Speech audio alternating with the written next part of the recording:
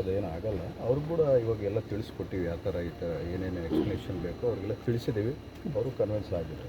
ಏನಾದರೂ ಡಾಕ್ಯುಮೆಂಟ್ ತೊಗೊಂಡು ಹೋದ್ರಾ ಸರ್ ನಿಮ್ಮ ಕಡೆಯಿಂದ? ನನ್ನ ಮನೆಯಲ್ಲಿ ಒಂದು ತುಂಡು ಪೇಪರು ತೊಗೊಂಡೋಗಿಲ್ಲ, ₹1 ತೊಗೊಂಡಿಲ್ಲ.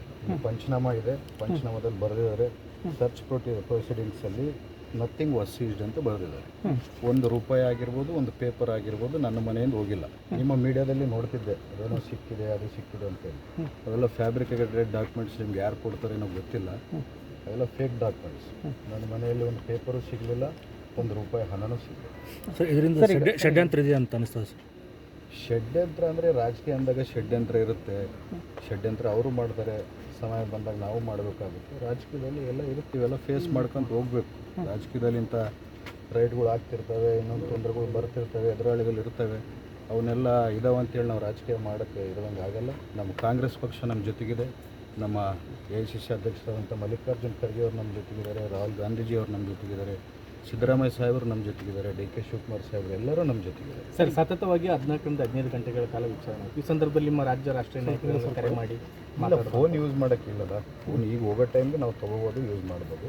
ಈಗ ರಾತ್ರಿ ನೋಡಬೇಕು ಸರ್. ಈಗ ಹೆಚ್ಚಿನ ವಿಚಾರಣೆಗೆ ಏನಾದರೂ ಬನ್ನಿ ಅಂತ ನೋಟಿಸ್ ಕೊಟ್ಟಿದ್ದಾರೆ? ನನಗೇನೇನು ನೋಟಿಸ್ ಏನು ಇಲ್ಲ, ನನಗೇನು ನೋಟಿಸ್ ಏನು ಕೊಡಲಿಲ್ಲ. ಕೆಲವಷ್ಟು ಡಾಕ್ಯುಮೆಂಟ್ಸ್ ಏನೋ ಬ್ಯಾಂಕ್ ಡೀಟೇಲ್ಸ್ ಏನೋ ಫರ್ನಿಷ್ ಮಾಡಿದ್ರೆ ಅದನ್ನು ಆಮೇಲೆ ಅಕೌಂಟೆಂಟ್ ಕೊಟ್ಟು ಕಳಿಸ್ತೀನಿ ಅಂತ ಹೇಳಿದ್ದೀನಿ, ಕಳಿಸ್ಕೊಡ್ತೀನಿ. ರಾಜಕೀಯವಾಗಿ ಭರತ್ ರೆಡ್ಡಿ ಅವ್ರನ್ನ ಮುಗಿಸುವಂತ ಟಾರ್ಗೆಟ್ ಮಾಡ್ತಾ ಇದ್ದಾರೆ. ಜನ ಆಶೀರ್ವಾದ ತಾಯಿ ದುರ್ಗಮ್ಮ ಇರೋವರೆಗೆ ಭರತ್ ರೆಡ್ಡಿ ಮುಗಿಸೋಕ್ಕೆ ಯಾರ ಕೈಯಲ್ಲಿ ಆಗಲ್ಲ. ಸರ್, ಈಗ ಒಟ್ಟಾರೆ ಇವತ್ತು ಬಳ್ಳಾರಿಯಲ್ಲಿ ನಿಮ್ಮ ಮೇಲೆ ಮಾತ್ರ ಅಲ್ಲ, ತುಕಾರಾಮ್ ಅವ್ರ ಮನೆ ಮೇಲೆ ದಾಳಿ ಇತ್ತು, ಕಂಪ್ಲಿ ಗಣೇಶ್ ಅವ್ರ ಮೇಲೆ ದಾಳಿ ಇತ್ತು, ಕೂಡ್ಲಿಗಿ ಶಾಸಕರ ಮನೆ ಮೇಲೆ ದಾಳಿ ಇತ್ತು. ಇದನ್ನೆಲ್ಲ ನೋಡಿದಾಗ ಒಂಥರ ಎಲ್ಲೋ ಒಂದು ಕಡೆ ಅನುಮಾನ ಬರುತ್ತೆ ಅಂತ ಅನ್ಸುತ್ತೆ. ಕಾಂಗ್ರೆಸ್ ನಾಯಕರು ಟಾರ್ಗೆಟ್ ಮಾಡಿ ಭಾರತ ದೇಶದಲ್ಲಿ ನಡೀತಿದೆ. ಏನು ಬಳ್ಳಾರಿ ಒಂದೇ ಅಲ್ಲ, ಇಡೀ ಭಾರತ ದೇಶದಲ್ಲಿ ಕಾಂಗ್ರೆಸ್ ನಾಯಕರ ಮೇಲೆ ನಡೀತಿದೆ.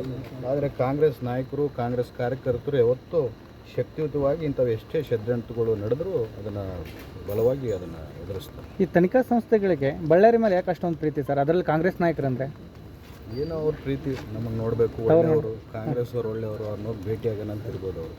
ಮತ್ತೆ ವಿಚಾರಣೆಗೆ ಬರಲಿಕ್ಕೆ ಏನು ನನ್ನ ಹೇಳ್ತಿದ್ದೀನಿ, ನೀವು ಬೆಳಗ್ಗೆಯಿಂದ ಟಿವಿಯಲ್ಲಿ ಅದೇನೋ 40 ಕೋಟಿ 50 ಕೋಟಿ ಅಂತೇಳಿ ಏನು ತೋರಿಸ್ತಿದ್ದೀರಿ, ಎಲ್ಲ ಫ್ಯಾಬ್ರಿಕೇಟೆಡ್ ಡಾಕ್ಯುಮೆಂಟ್ಸು. ಇಲ್ಲಿ ಪಂಚನಾಮ ನಿಮ್ಮ ಕಣ್ಣು ಮುಂದೆ ಇದೆ, ಏನು ಸೀಸ್ ಆಗಿಲ್ಲ, ನಥಿಂಗ್ ಇಸ್ ಸೀಸ್, ಏನು ಸೀಸ್ ಆಗಿಲ್ಲ ಅಂತೇಳಿ ಪಂಚನಾಮದಲ್ಲಿ ಅವರೇ ಬರೆದಿದ್ದಾರೆ. ನನ್ನ ಮನೆಯಲ್ಲಿ ₹1 ದುಡ್ಡು ಆಗಿರ್ಬೋದು, ಒಂದು ಪೇಪರ್ ಆಗಿರ್ಬೋದು, ಅವ್ರು ಸೀಸ್ ಮಾಡ್ಕೊಂಡು ತೊಗೊಂಡೋಗಿಲ್ಲ.